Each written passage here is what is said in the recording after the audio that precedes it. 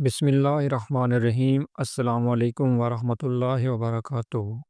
کیا روح واقعی جسم سے نکل کر تڑپتی ہے؟ پیارے ناظرین، جسم اور روح کا آپس میں تعلق ہے جس سے ہم زندہ ہیں۔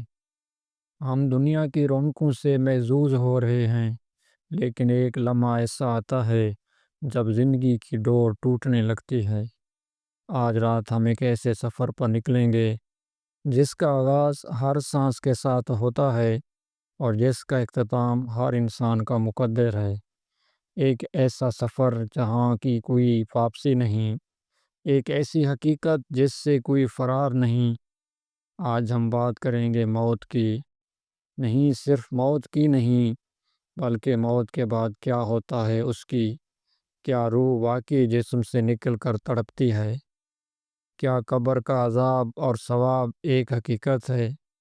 اور ہمارے پیارے نبی خاتم النبیین صلی اللہ علیہ وآلہ وسلم نے اس بارے میں کیا فرمایا ہے؟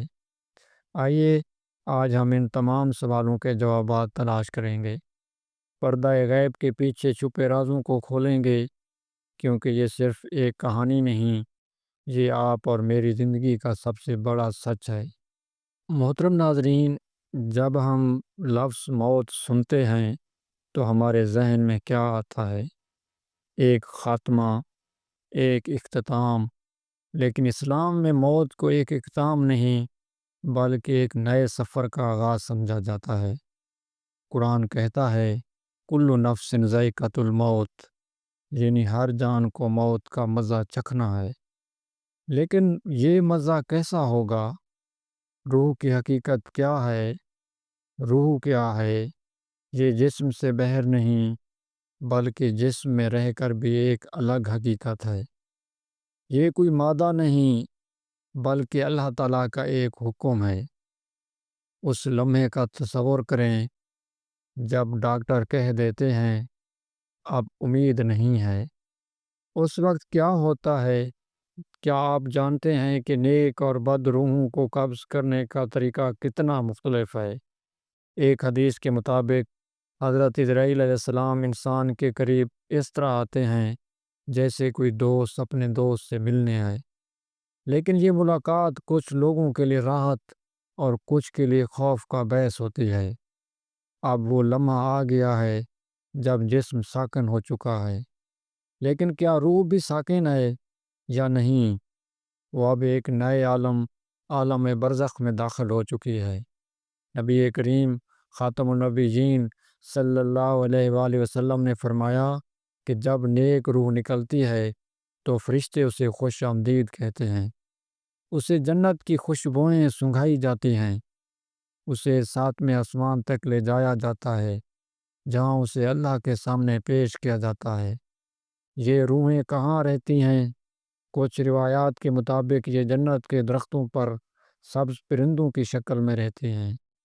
دوسری طرف جب کسی فاسق و فاجر کی روح نکلتی ہے تو فرشتے اسے نفرت اور غصے سے دیکھتے ہیں، اسے اوپر لے جایا جاتا ہے، لیکن اس کے لیے آسمان کے دروازے بند کر دیے جاتے ہیں، اسے دوبارہ قبر میں لوٹا دیا جاتا ہے۔ قبر میں دو فرشتے منکر اور نکیر سوال کرتے ہیں، تمہارا رب کیا ہے؟ تمہارا دین کیا ہے؟ اور تمہارا نبی کیا ہے؟ وہ ان سوالوں کے جواب نہیں دے پاتے۔ یہ صرف ایک جسمانی سوال و جواب نہیں، یہ روح کی آزمائش ہے۔ یا نیک روحوں کو راحت دی جاتی ہے اور ان کے لیے قبر کو کشادہ کر دیا جاتا ہے، جبکہ بد روحیں یہاں تڑپتی ہیں، ان پر قبر تنگ ہو جاتی ہے۔ یہ سب باتیں ہمیں کہاں سے معلوم ہوئیں؟ ہمارے محبوب نبی رسول اللہ صلی اللہ علیہ وآلہ وسلم نے ہمیں اس غیب کے پردے کے بارے میں سب کچھ بتایا ہے۔ ایک حدیث میں رسول اللہ صلی اللہ علیہ وآلہ وسلم نے فرمایا کہ قبر ہر روز یہ پکارتی ہے کہ اے انسان، تو مجھے بھول گیا، میں تنہائی کا گھر ہوں، میں کیڑوں کا گھر ہوں، میں مٹی کا گھر ہوں۔ نبی کریم صلی اللہ علیہ وآلہ وسلم اکثر اپنی دعا میں قبر کے عذاب سے پناہ مانگتے تھے۔ اس سے اندازہ ہوتا ہے کہ یہ ایک انتہائی خوفناک حقیقت ہے۔ تو کیا تڑپنے کا مطلب صرف جسمانی تکلیف ہے یا نہیں؟ یہ تڑپ حسرت کی تڑپ ہے، یہ اس بے بسی کی تڑپ ہے کہ وہ واپس آ کر اپنے اعمال درست کر سکے۔ یہ اس شرمندگی کی تڑپ ہے کہ وہ دنیا میں اللہ کی اطاعت کو کیوں نہ کر سکا۔